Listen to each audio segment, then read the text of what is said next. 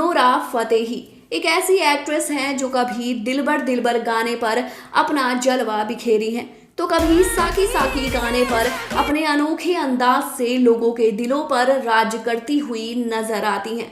Guys, अगर हम आज बॉलीवुड में आइटम सॉन्ग्स के बारे में बात करते हैं तो हमारे दिमाग में एक्ट्रेस नोरा फतेही का नाम जरूर आता है, क्योंकि यह बॉलीवुड में सबसे बेहतरीन डांसरों में से एक हैं।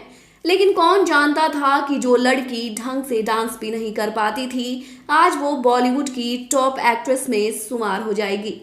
दोस्तों, आज हम नोरा फतेही के एक्ट्रेस बनने से पहले की कुछ बातों के बारे में जानेंगे जो शायद आप इससे पहले नहीं जानते होंगे।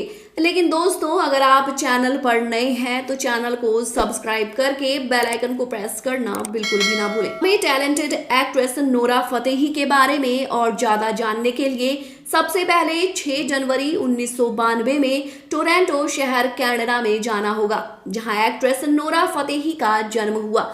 नोरा फतेही का जन्म एक अरबियन मोरक्कन मुस्लिम परिवार में हुआ। एक्ट्रेस नोरा फतेही की मां मूल रूप से भारतीय हैं। नोरा फतेही को बचपन से बॉलीवुड फिल्में देखने का बहुत ज्यादा शौक था और ना जाने कितनी फिल्में देखते देखते नोरा फतेही को एक्ट्रेस बनने की ख्वाहिश जग गई। इसके बाद नोरा फतेही ने मन बना लिया कि मुझे बॉलीवुड एक्ट्रेस ही बनना है। लेकिन दोस्तों, अगर मंजिल इतनी आसानी से ही मिल जाए तो वो मंजिल किस बात की। नोरा फतेही जब भी अपने सपनों के बारे में अपने परिवार को बताती थी तो इनके परिवार में इनके पेरेंट्स इन पर गुस्सा हो जाते थे और कहते थे कि हमारे परिवार की लड़कियां ये सब नहीं करती। इसके बाद नोरा फतेही अपने सपनों के बारे में जिक्र करना भी छोड़ दी और बंद कमरे में डांस और एक्टिंग की प्रैक्टिस करने लगी, जिससे कि इनके परिवार का कोई सदस्य उन्हें ना देखे और ना ही डांट पड़े। नोरा के सपने तो बहुत बड़े थे, लेकिन इन सभी चीजों में नोरा जीरो थी। लेकिन वो कहते हैं ना कि जिस काम में कोई इंसान पूरी शिद्दत से लग जाए तो वो काम जरूर पूरा होता है। जी हाँ दोस्तों, जहां नोरा फतेही का बचपन में मजाक उड़ाया जाता था, वहीं 12वीं क्लास आते आते नोरा को डांस अवार्ड मिलने लगे। नोरा फतेही डांस तो सीख गई थी, लेकिन पारिवारिक दिक्कतों के कारण नोरा को फाइनेंशियल दिक्कतें भी आने लगी, जिससे इन्होंने कुछ दिनों तक वेट्रेस की भी जॉब शुरू की। कुछ दिन बीते और यह 2012 में अब सपनों की नगरी मुंबई आ गई।